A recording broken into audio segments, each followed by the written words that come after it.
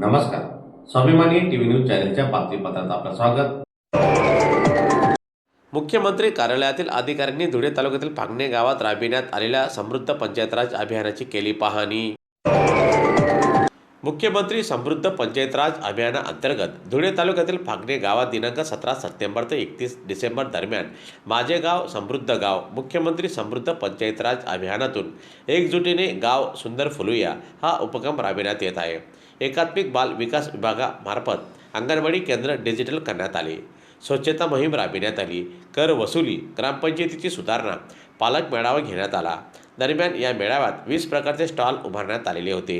यांच्यासह विविध उपक्रम या अभियानाअंतर्गत राबविण्यात येत असून आज रोजी अभियानाअंतर्गत राबविण्यात आलेल्या उपक्रमाची पाहणी मुख्यमंत्री कार्यालयातील अधिकाऱ्यांनी केली.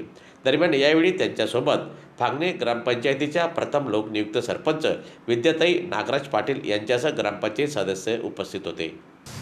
नमस्कार, मी विद्या नागराज पाटील, प्रथम लोकनियुक्त सरपंच फागणे, तालुका जिल्हा धुळे. मुख्यमंत्री समृद्ध पंचायत राज अभियानामध्ये भाग घेतला असून दिनांक 17 सप्टेंबर ते 31 डिसेंबर या कालावधीत मी स्वतः लोकवर्गणीमधून 1 लाख रुपये जिल्हा परिषद शाळा अंगणवाड्या डिजिटल केल्या व लोकसहभागातून स्मशानभूमी, पारदर्शकता स्क्रीन, डिजिटल स्क्रीन बोर्ड, नाविन्यामध्ये नदी किनारी नारळाची झाडं, मेरी पंचायत ॲपमधून घरोघरी प्रत्येकाला ग्रामपंचायत कारभार कळावा,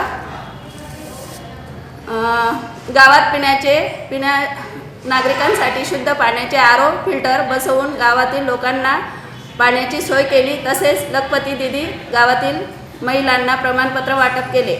एकात्मिक बाल विकास सेवा योजना अंतर्गत मी अंगणवाडी पर्यवेक्षिका श्रीमती प्रीती सानप आपल्याला मुख्यमंत्री ग्रामपंचायत समृद्ध अभियानाअंतर्गत आम्हाला अंगणवाडी केंद्र हे खूप छान पद्धतीने डिजिटल करून मिळालं.